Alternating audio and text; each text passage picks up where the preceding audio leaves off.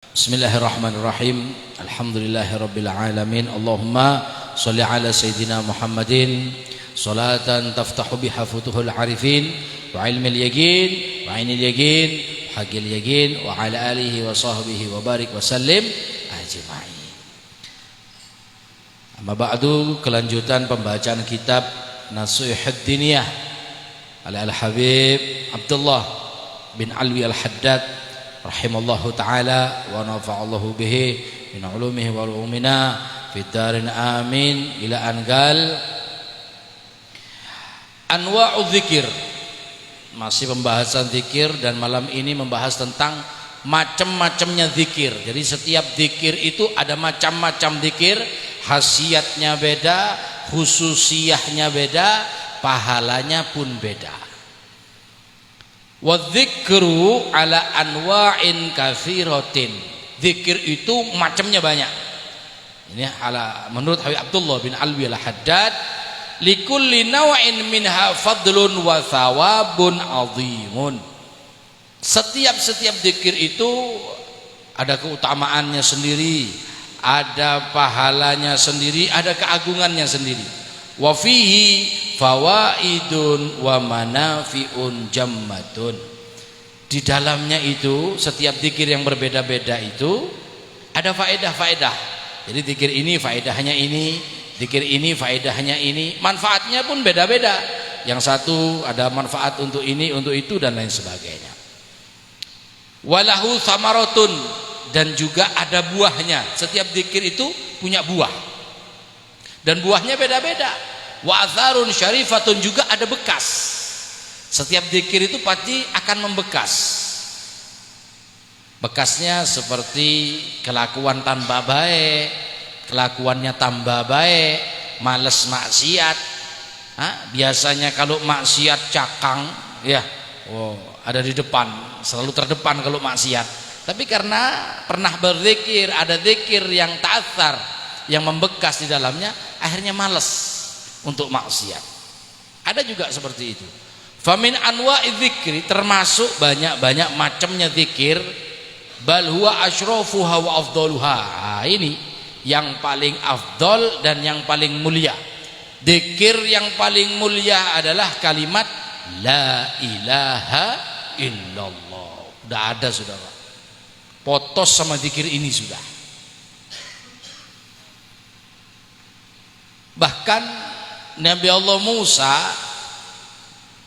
ini ceritanya Sayyidina Ali minta sama Rasulullah, ya Rasulullah, saya minta zikir ringan tapi pahalanya luar biasa, tidak ada yang bisa mengalahkan. Dijawab oleh Rasulullah, qul la ilaha illallah.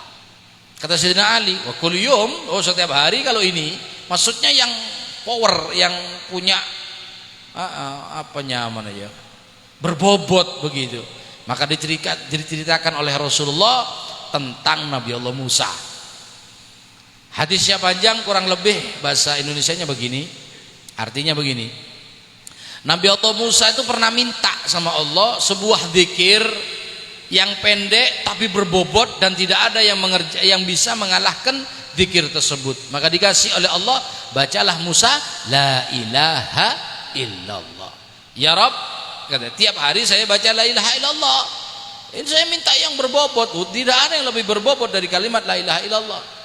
Dikatakan andai semua ciptaan, sak isinya, sak dosanya, sak pahalanya, ditaruh di mizan yang satu, kemudian kalimat la ilaha illallah satu saja ditaruh di timbangan yang satu, maka kalimat la ilaha illallah yang satu ini lebih berat daripada semua yang pernah diciptakan oleh Allah Subhanahu wa ta'ala. Wah, ini kalimat hebat ini, Pak. Kalimat la ilaha illallah. Ya kalau memang enteng kayaknya, enteng. Wah, tapi ini kalimat hebat ini.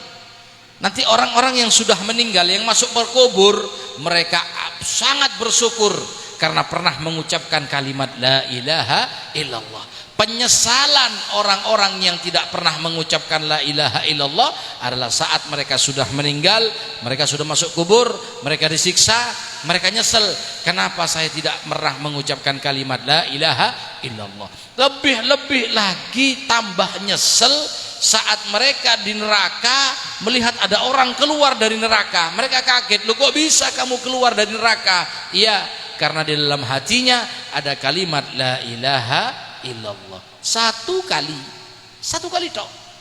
Kalimat la ilaha illallahnya cuma satu kali. Itu sudah bisa membuat orang keluar dari neraka, padahal dia sudah berada di dalam neraka. Maka orang kafir itu menyesali di sini.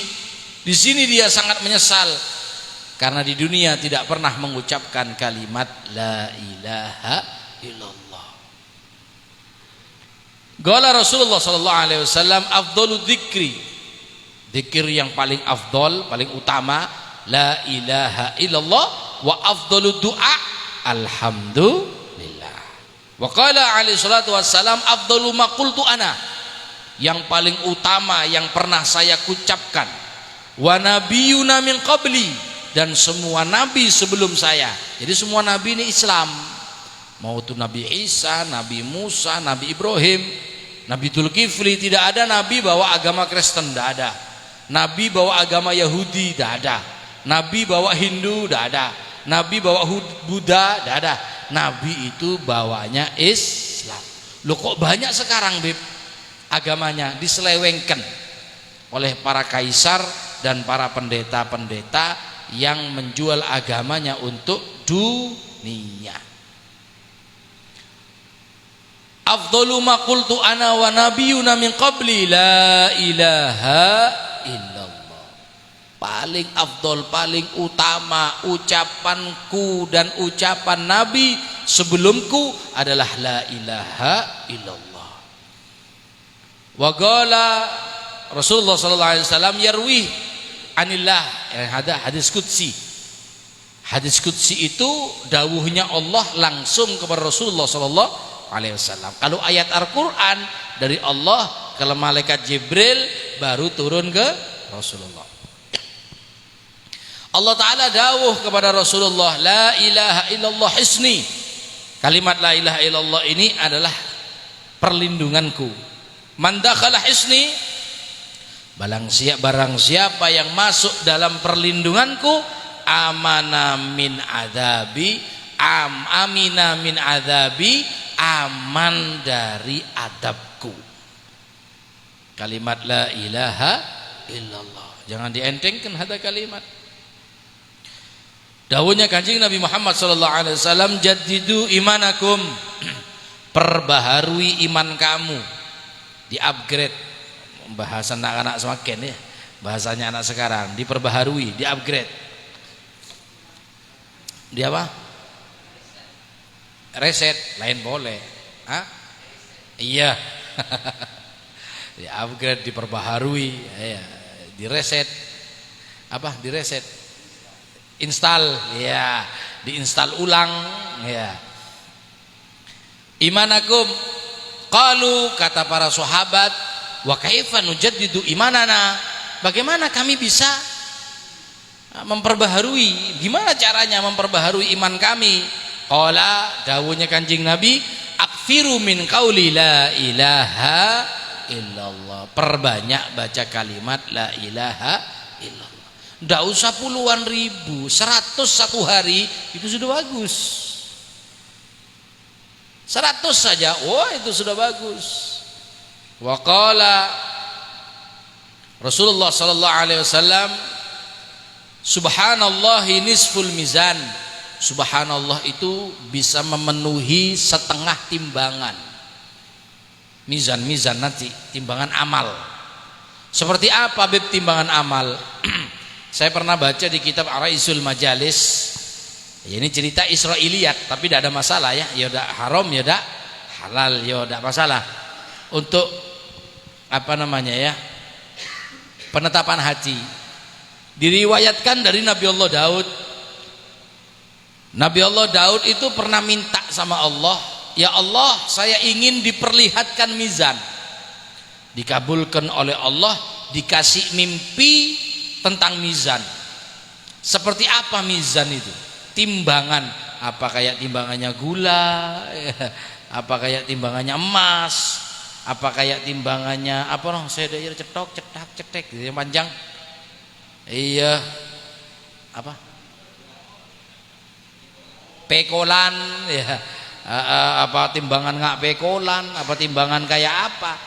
Akhirnya oleh Allah diilhami mimpi. Nabi Allah Daud berzikir sampai ketiduran, kemudian beliau bermimpi. Oh, Nabi tidur, Beb. Oh iya, Nabi tidur. Yang tidak tidur tuh malaikat. Yang tidak tidur tuh Allah. Kalau masih manusia berarti tidur, berarti ngedeh. Ya.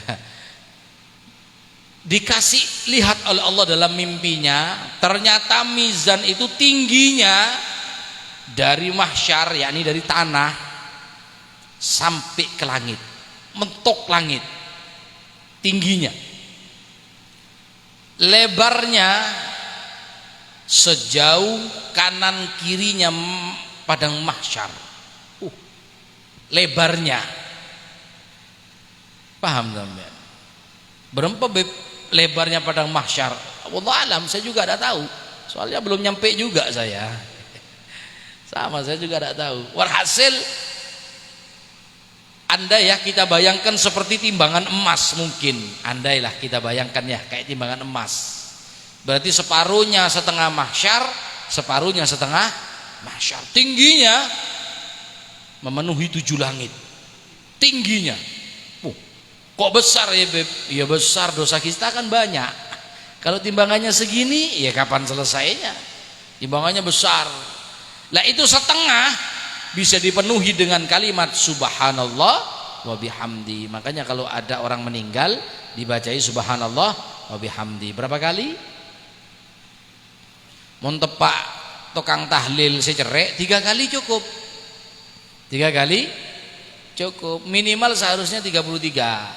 Subhanallah bihamdihi, subhanallah bihamdihi. Saya kepingin Beb panjang seperti itu kalau tahlil. Masalahnya yang hadir itu Beb cocong lancung tat. Kasihan mayitnya. Kalau baca tahlil itu jangan pendek. Iya, minimal lah la ilaha illallah 100, subhanallah bihamdihi 33. Itu minimalnya lah. Paling enggak kadang baca tahlilnya 15. La ilaha illallah 15. Subhanallah 3 kali. Ya Allah ya Allah ya Allah 10 kali. Sholawat 3 kali. Mereka ya ngakan. Karena memang itu yang ditunggu. Makannya bukan doa. Banyak itu mendoakan mayit. Makan banyak. Sekarang ini wah korupsi. Di mana-mana korupsi. Ada tahlil korupsi. Ya Allah. Walhamdulillah tamla'uhu, dan kalimat alhamdulillah itu bisa memenuhi setengahnya daripada mizan. Jadi bisa full. Subhanallah, alhamdulillah, maka mizannya akan penuh. Wala ilaha illallah, dan kalimat la ilaha illallah laisa laha dunallah hijabun. Tidak ada antara pembaca dengan Allah hijab. Tidak ada. Orang kalau sudah baca la ilaha illallah, maka minta supaya meninggal dalam kalimat la ilaha illallah. Wa warada ada hadis juga anna umudan min nuri, ada sebuah tiang dari cahaya waqifun baina yadayillah, yang ada di hadapan Allah Subhanahu wa taala. Di atas di arsy itu ada sebuah tiang yang berada di hadapan Allah Subhanahu wa taala. Fa idza qala qail, kalau ada orang mengatakan la ilaha illallah, ihtazza dzalikal umud, bergetar. Tiangnya itu bergetar, di arsy itu tiang-tiangnya itu bergetar. Fa yaqulu Allah taala uskun, diamlah engkau. Fa yaqulu, maka tiang itu berkata, kaifa uskun, kaifa askunu, bagaimana aku akan diam?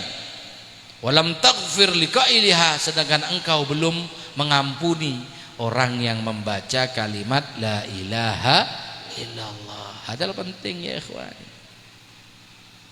Tapi sampai baca la ilaha illallah, la ilaha illallah, di arsy goyang. Ampuni ya Allah fulan yang baca kalimat la ilaha illallah.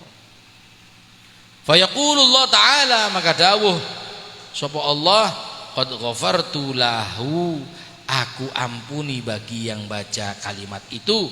Fayaskun, maka diamlah tiang tersebut. Wah, bener saya bela.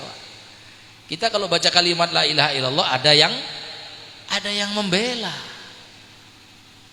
Apa Beb gunanya Beb? Kalau baca la ilaha illallah bisa kaya Nabi. Ini bukan masalah kaya, ini bukan masalah lancar rezeki. Ini masalah iman. Orang sekarang kan enggak zikir kalau enggak melancar rezeki tak pati semangat macana.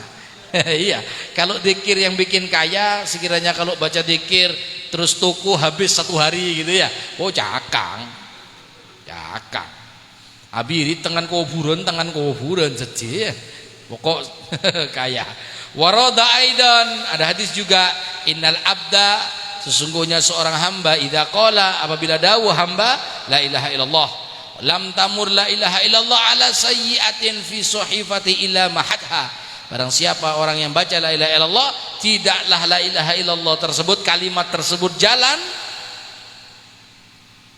berjalan di sahifah, di apa namanya, buku catatan amal sayyiatin yang tertulis kejelekan di sana, illa mahatha, kecuali la ilaha illallah itu akan menghapus kejelekan tersebut. Amin, Allahumma amin.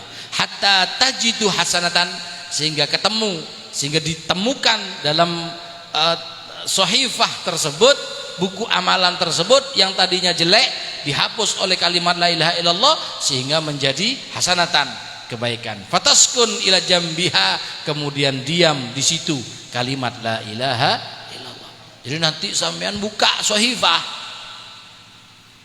sampai di hadapan Allah, nanti di padang mahsyar dibuka, perasaan kok temannya bunga jem di menerima tade karena tobat sering membaca la ilaha illallah. Perasaan teman masang togel kok ini kok udah ada sekarang ya, mana ternyata dihapus diganti dengan kalimat la ilaha illallah. Insyaallah manfaat dunia akhirat. Annahu law kanat samawati sab'u wal arduna sab'u wa ma fihinna fi kifatin, seandainya semua 7 langit 7 bumi dikumpulkan dalam satu mangkok umpamanya, dalam satu cakupan, wala ilaha illallah fi kifatin, dan la ilaha illallah di cakupan yang lain, di mangkok yang lain, la rojahat bihinna, pasti la ilaha illallah lebih lulus, lebih berat, bihinna la ilaha illallah, tentunya la ilaha illallah lebih berat daripada 7 langit dan 7 bumi. Bahkan saisinya, sak dosanya, sak apanya boleh, sak maksiatnya, sak pahalanya, sak ibadahnya, orang yang pernah diciptakan oleh Allah, makhluk yang pernah diciptakan oleh Allah, dikumpulkan dalam satu mizan. Kemudian satu mizan tadi dibandingkan dengan satu kalimat la ilaha illallah, tentu lebih berat kalimat la ilaha illallah. Maka jangan dientengkan. Kalau sudah baca la ilaha illallah, darah metem enggak apa-apa, merem enggak ada masalah. Iya, kursi ngedeh. Kadang merem can tibi khusuk makanlah ngedeh ya. Insyaallah manfaat dunia akhirat ya. Wallahu a'lam.